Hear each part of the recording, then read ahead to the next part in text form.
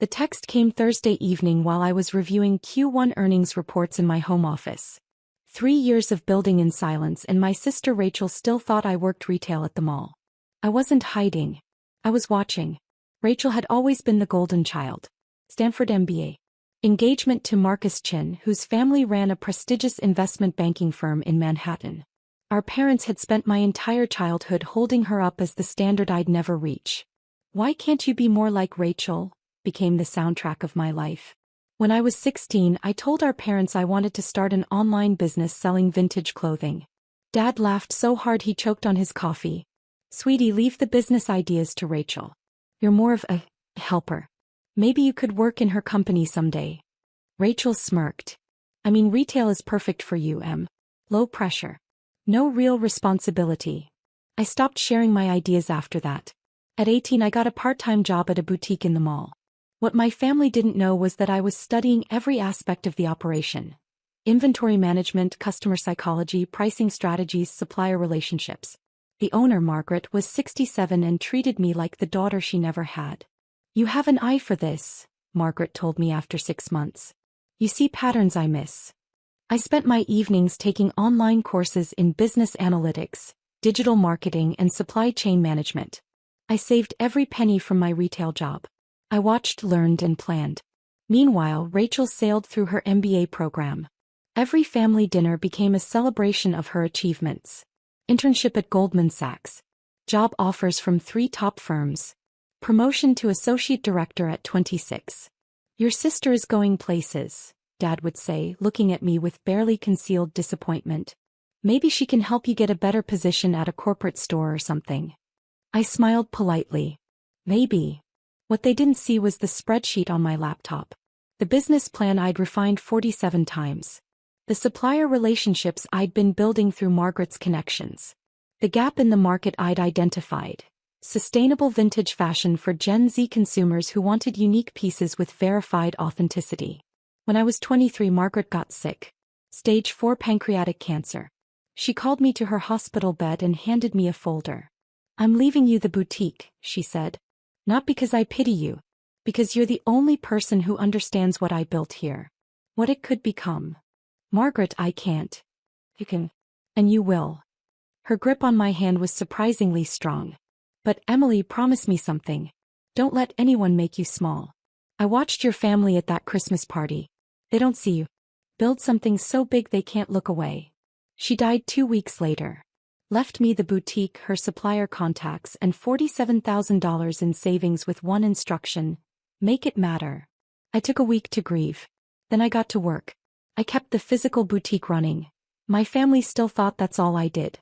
But I'd also launched an e-commerce platform, Authentic Vintage. Every piece verified, authenticated, and accompanied by its history. I hired 3 college students to help curate pieces. I developed an authentication process that became industry-leading. The first year we did $340,000 in revenue.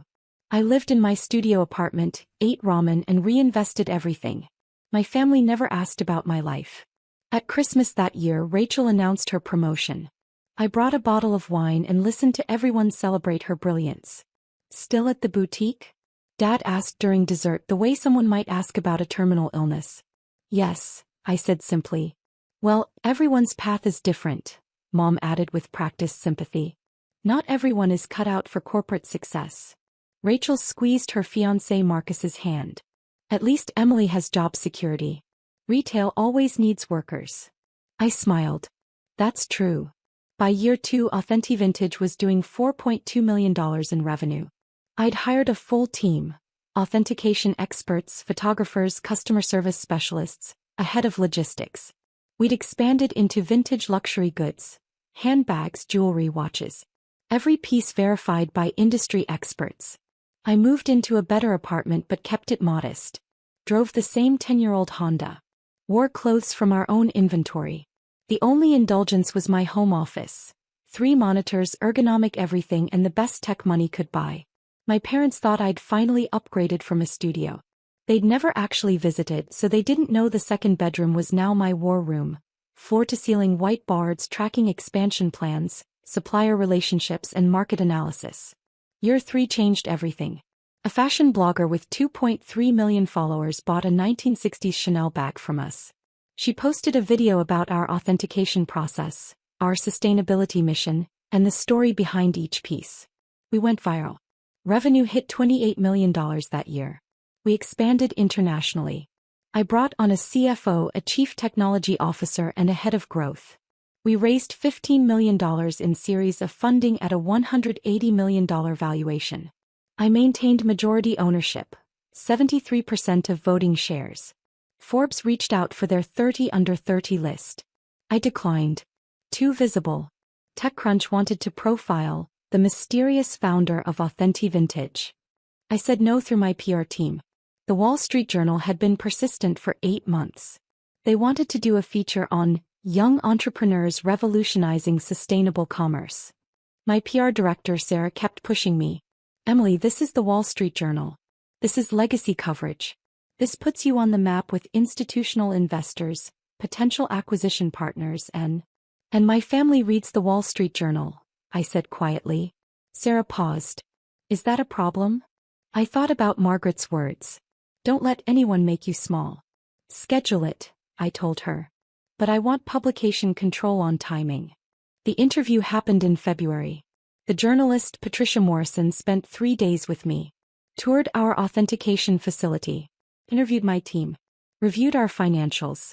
Why the secrecy? She asked during our final session. Most founders your age are building personal brands alongside their companies. Because I wanted to build something real before anyone told me I couldn't, I said. And because the people who should have believed in me didn't.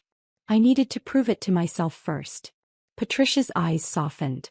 And now they can read about it in the Wall Street Journal. We scheduled publication for April 9th, Easter Sunday. Rachel's text arrived April 6th, 3 days before publication. Skip Easter. My fiancé's family are investment bankers. Your retail job would embarrass us. I stared at the message for a long time. Thought about all the dinners I'd sat through while they celebrated Rachel's achievements. All the comments about finding my path and doing my best. I could have told her then. Could have sent her the link to our Series A announcement. Could have mentioned the quarterly revenue that exceeded her annual salary by a factor of 40. Instead I typed, understood. Rachel responded immediately, thanks for understanding him. You know how important this is for my career. Marcus's parents are very connected. Can't have any awkwardness. I replied with a thumbs up emoji. Then I called Sarah. Move the Wall Street Journal publication to Easter Sunday. Morning edition. Front page of the business section if they'll do it. They've already agreed to front page, Sarah said. Are you sure about the timing? Absolutely certain. The article was titled, The 28-Year-Old Who Built a $240 Million E-Commerce Empire. How Emily Morrison Revolutionized Vintage Commerce While Everyone Thought She Worked Retail. Patricia had done her homework. The piece detailed everything. Margaret's mentorship, the bootstrapped beginning, the authentication innovation, the viral growth, the funding rounds, and the current valuation of $240 million. She'd interviewed our investors, our employees, and several industry experts who called Authentic Vintage the most important authentication platform in sustainable luxury commerce. There was a photo of me in our authentication facility, surrounded by vintage Hermes bags and Rolex watches, looking every inch the CEO I'd become. The article went live at 6 a.m. Easter Sunday. By 6:47 a.m., my phone started exploding. The first call was from my college roommate, Emily. The Wall Street Journal. Are you kidding me right now? Then my former professor. I just read the Wall Street Journal. I always knew you had something special. Then texts from business contacts, investors I'd met at conferences, former employees from the boutique. My PR director. Emily, we're trending on Twitter. Bloomberg wants an interview. CNBC is asking for a segment on Monday. I silenced my phone and made coffee.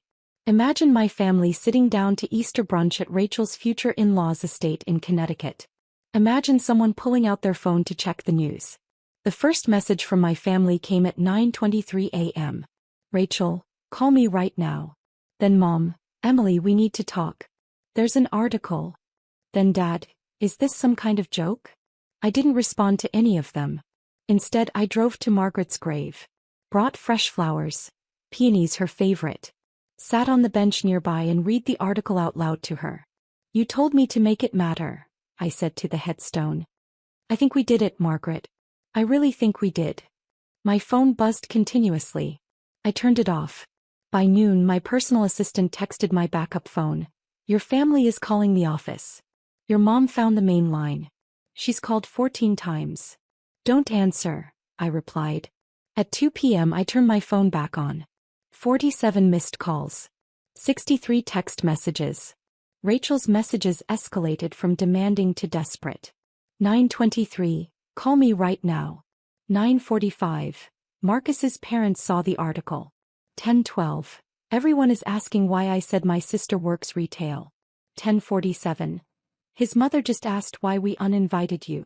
11:23, Emily, this is destroying my Easter. 12:15, Marcus's dad wants to talk to you about investment opportunities. 1:34, please call me back. His family thinks I'm a liar. Mom's messages followed a similar trajectory. 9:31, Emily, what is this article? Did you lie to them? 10:02, people are calling us asking about your company. 10:45, your father is very upset. How could you keep this from us? 11:30, Rachel's fiancé's family saw the article. They're asking why we didn't mention your success.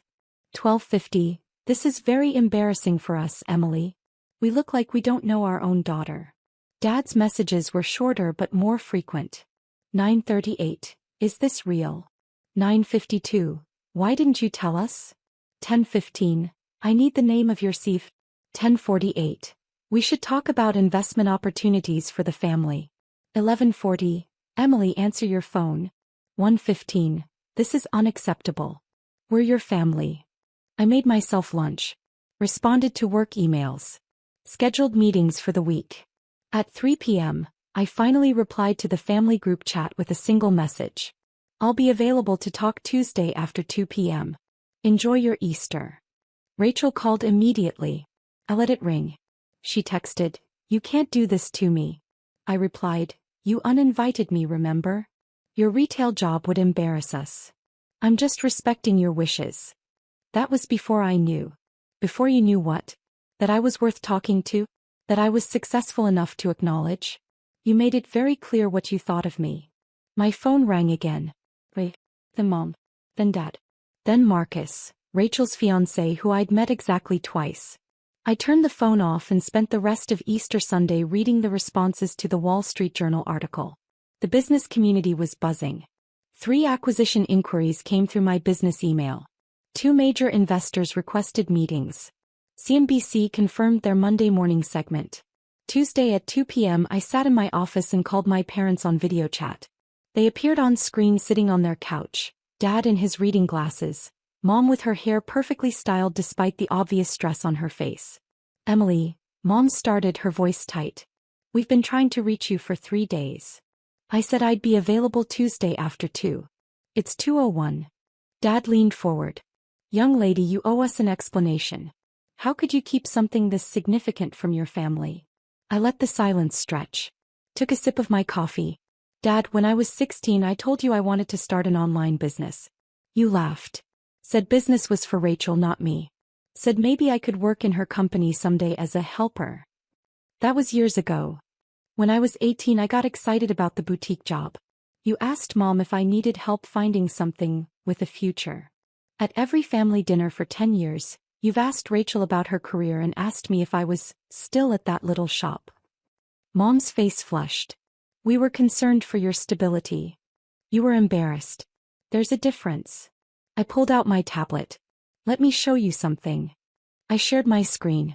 Pulled up a document. A timeline of every family gathering for the past 5 years. Christmas 2020. Rachel announced her promotion. Gifts received. Mont Blanc pen from Dad, $500 gift card from Mom, family toast in her honor. I brought wine. You asked if I needed money for rent. Thanksgiving 2021. Rachel shared her engagement news. Celebration lasted 45 minutes. You asked me 3 questions total. Still at the boutique, was I dating anyone, did I need help with my taxes?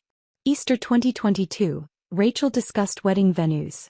When I tried to share that the boutique had a good quarter, Dad changed the subject to ask Rachel's opinion on wine investments. Christmas 2023. Rachel's bachelorette party planning. I mentioned I'd moved to a bigger apartment. Mom asked if I'd gotten a roommate to afford it. I looked directly at the camera. I stopped trying to share my life with you because you made it very clear you weren't interested. You didn't want to hear about Emily the boutique worker. You wanted to celebrate Rachel the success story.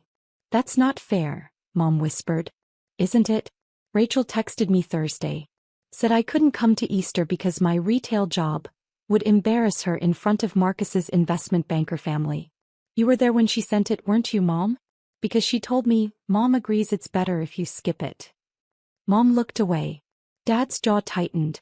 I built a $240 million company while you talked about Rachel's achievements. I employed 127 people. I revolutionized authentication in vintage luxury commerce. I made Forbes radar 3 times and declined because I wasn't ready. And you never asked. Not once.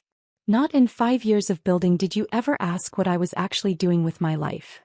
You should have told us, Dad said, but his voice lacked conviction. Why? So you could tell me I was doing it wrong? So you could suggest Rachel help me do it properly? So you could take credit for supporting me when you did the opposite.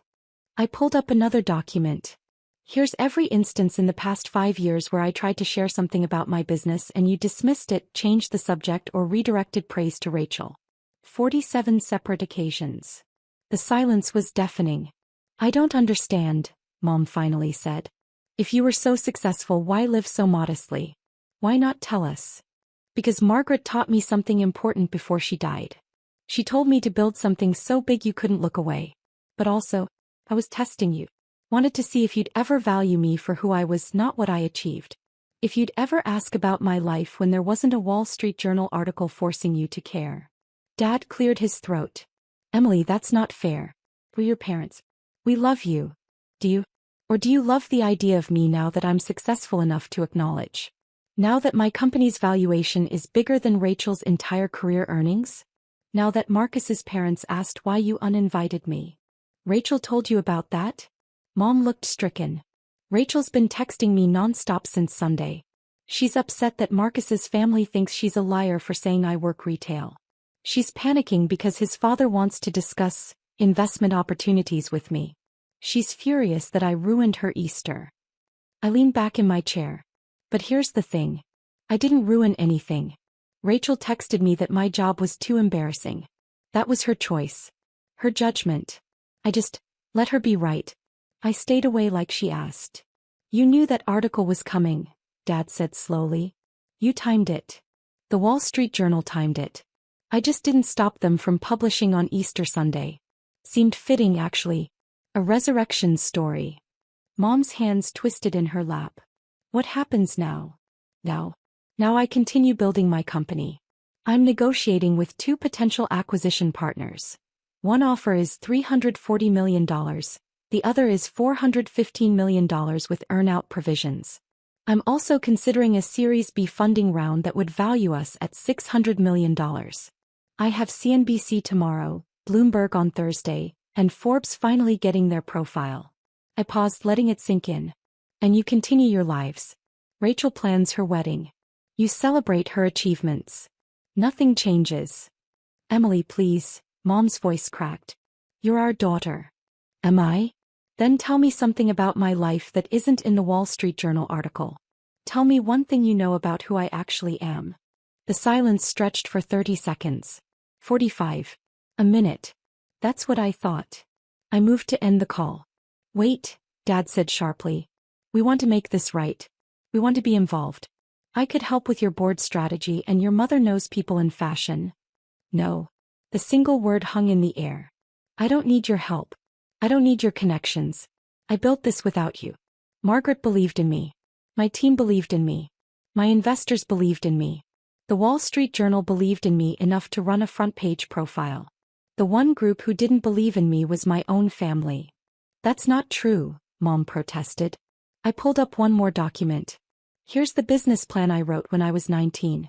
The one I wanted to show you at Christmas 2015. I still have Dad's email response. I read it aloud. Sweetie, this is sweet that you're thinking entrepreneurially, but these kinds of ventures require serious business acumen. Why don't you focus on being the best boutique employee you can be? Love, Dad. Dad's face went pale. I was asking for $10,000 to launch the e-commerce platform. That's it. $10,000 in your belief. Margaret gave me both when she died. She left me her savings and her faith that I could build something meaningful. Emily, we didn't know. You didn't know because you didn't ask. You didn't believe because I wasn't Rachel. I straightened my shoulders. But I'm not angry anymore. I'm grateful. Your dismissal taught me to build something so undeniable you'd have to acknowledge it.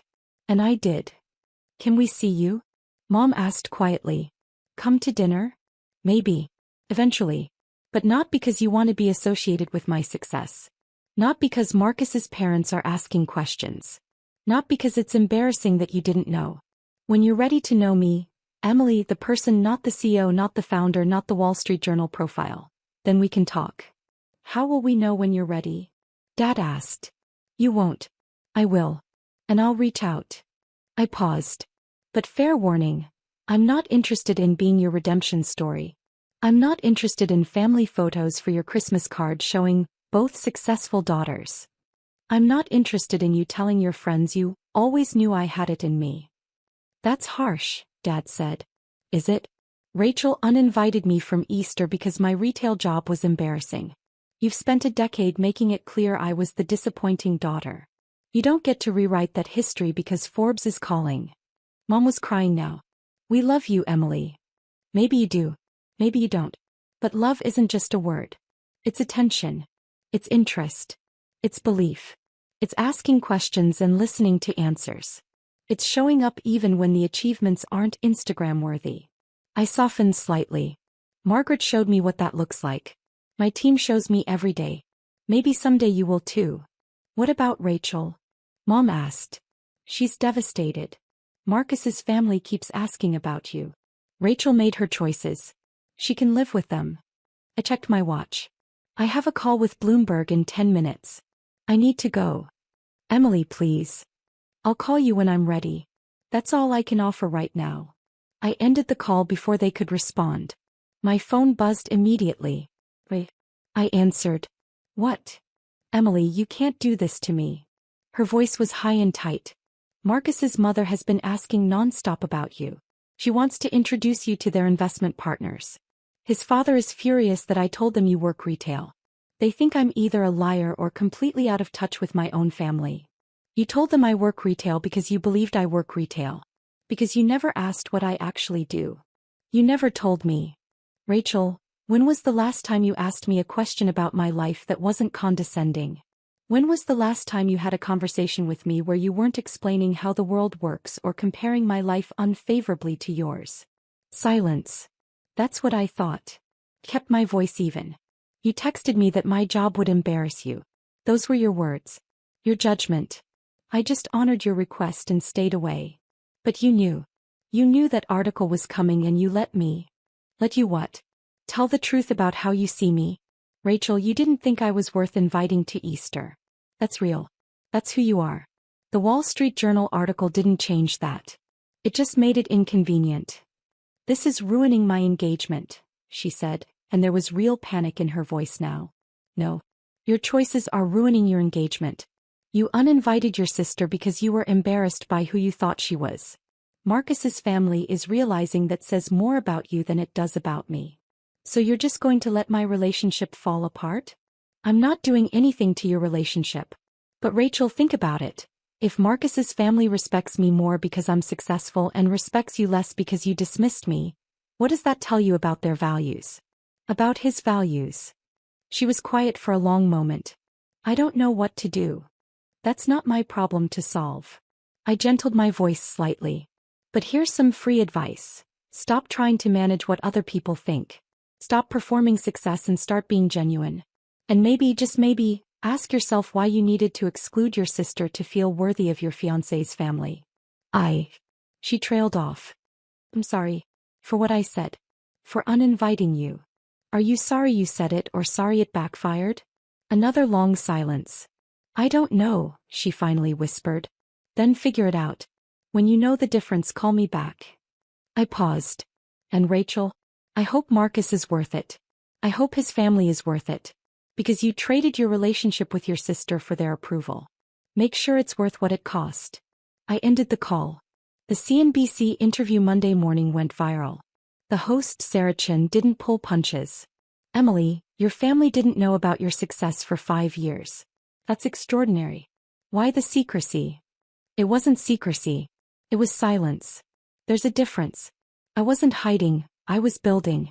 And I was waiting to see if my family would value me for who I was, not what I achieved. And they didn't? They didn't ask. For 5 years they didn't ask what I was doing, what I was building, what my days looked like. They saw what they wanted to see, the disappointing daughter with the retail job. Your sister uninvited you from Easter because she said your job would embarrass her. That must have hurt. It clarified things. Sometimes the cruelest gifts are the most honest ones. Rachel showed me exactly how she saw me. The Wall Street Journal article didn't change her perception. It just made it embarrassing for her to admit it publicly. The clip got 4.3 million views in 24 hours. Comments flooded in. I wasn't hiding, I was building. That's going on my wall. The fact that her family didn't ask for 5 years tells you everything. Sometimes the cruelest gifts are the most honest ones. This woman is speaking truth. Bloomberg ran a follow-up piece. Emily Morrison and the Cost of Conditional Love. When family support depends on achievement. Forbes finally got their profile. The founder who built an empire while everyone thought she worked retail. Emily Morrison's quiet revolution. My company's Instagram account, which I'd kept relatively low profile, gained 340,000 followers in 1 week. Our sales increased 47% as people wanted to support the humble CEO who proved everyone wrong. But the most surprising response came from other entrepreneurs. My business email flooded with messages. I'm building something my family doesn't believe in. Your story gave me permission to keep going. My parents told me to get a real job. I'm sending them your Wall Street Journal article. Thank you for showing us it's okay to outgrow the people who underestimated us. Sarah, my PR director, was ecstatic. Emily, you've become a symbol. This is bigger than Authentic Vintage now. This is about every person who's been dismissed by the people who should have believed in them. I just told the truth, I said. Sometimes that's revolutionary. 3 weeks after Easter, I visited Margaret's grave again. You should see it, Margaret. Everything you said would happen. The company's thriving. We're negotiating the Series B at a $680 million valuation. I'm building the Authentication Academy you and I dreamed about, training the next generation of experts. I arranged the fresh peonies. My family keeps calling. Mom wants to start over. Dad wants to be involved. Rachel sent me a long email apologizing and asking if we can rebuild our relationship. The wind rustled through the trees. I don't know if I'm ready yet. Part of me wants to let them in. Part of me remembers every dismissive comment, every comparison to Rachel, every time they made me feel small. I sat on the bench. What would you do?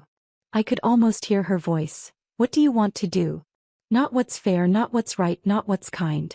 What do you actually want? I thought about it. Really thought about it. I want them to know me. Not the CEO. Not the founder. Not the Wall Street Journal profile. Me. Emily. The person who still eats ramen sometimes because it reminds me of the early days. Who keeps your photo on my desk. Who cries during Pixar movies and maintains a perfect vintage t-shirt collection and quotes The Princess Bride at inappropriate moments. Then make them earn that privilege. Yeah, I said to the headstone. Yeah, that's exactly right. I sent my family an email that evening. I'm open to rebuilding our relationship, but on new terms. 1. No discussion of business unless I bring it up. I'm not a networking opportunity or a success story to brag about. I'm your daughter/sister. 2.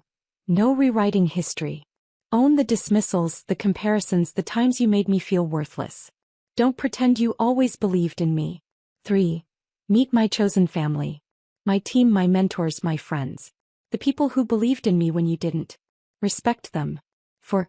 Ask me questions. Real ones. About my life, my thoughts, my days. Not about my company's valuation or acquisition offers. 5. Time. I'll move at my pace, not yours. Some wounds heal slowly. If you can agree to these terms, we can start with coffee. 1 hour. No expectations beyond that. If you can't, I understand. But I won't pretend the past didn't happen just to make the present comfortable. Emily. Mom responded first. We agree. All of it. When? Dad, you're right about everything. We failed you. Coffee sounds good. Rachel, I'm going to therapy to figure out why I treated you that way. Can I call you next month? I scheduled coffee with my parents for the following Sunday. 1 hour. A neutral coffee shop. No expectations. When Sunday came, I arrived early. Ordered my usual oat milk latte. Sat by the window. They walked in looking nervous. Smaller somehow. Older. We sat down. Thank you for meeting us, Mom said quietly. Tell me something, I said. And I want you to be honest. When did you realize you didn't actually know me?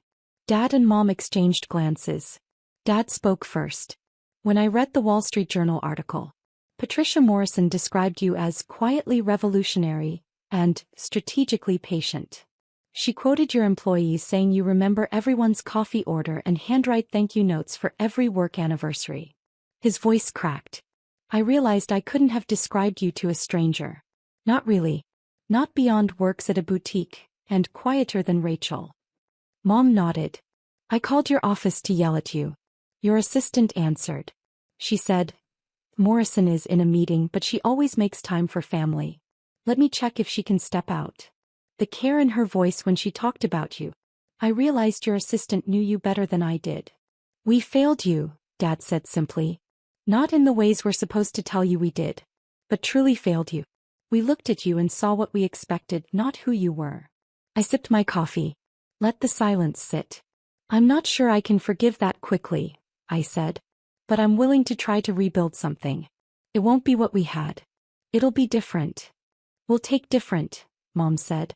We'll take anything you're willing to give. We talked for 90 minutes. I told them about Margaret, about the early days of the business, about the moment I knew Authentic Vintage would work. They listened. Really listened. As we stood to leave, Dad hesitated. Emily, that business plan you mentioned. The one from when you were 19. Do you still have it? Yes. Why? Could I read it? Not to critique it. Just to see what I missed. I pulled out my phone. Forwarded it to him. Sure. He checked his email. Opened it. Started reading right there in the coffee shop. After 2 minutes he looked up. Tears in his eyes. This is brilliant. Emily, this is exactly what you built. 5 years before you built it, you knew. I know. And I told you to focus on being a good employee. He shook his head. I'm so sorry. I know that too. I touched his arm. But Dad, I don't need you to fix the past. I need you to be present in the future. Can you do that? Yes, he said firmly. Yes, I can. 6 months later, Authentic Vintage sold to a major luxury conglomerate for $425 million. I maintained creative control and stayed on as CEO with a 5-year contract. My personal take was $310 million after taxes. I started the Margaret Chin Foundation for young entrepreneurs, providing seed funding, mentorship, and belief to young people whose families don't support their dreams. First-year grant, $15 million to 127 entrepreneurs. Every recipient got the same letter I did. I'm betting on you not because of your credentials but because of your vision. Build something that matters. Make them look.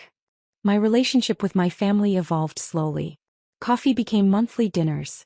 Dinners became occasional holidays. It wasn't perfect, but it was real. Rachel's wedding happened in September. She invited me. I went. When Marcus's mother asked about my business, Rachel interrupted. Mom Chin, Emily doesn't like to talk about work at family events. Did you know she has every line of The Princess Bride memorized? Emily, do the Rouse scene. I laughed. Did the scene.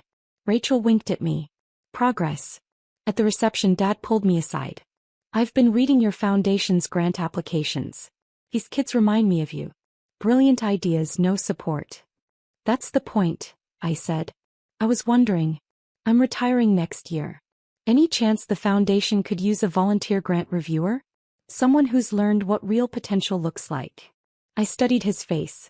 Saw genuine interest. Genuine regret. Genuine hope. Send me your application, I said. We'll see.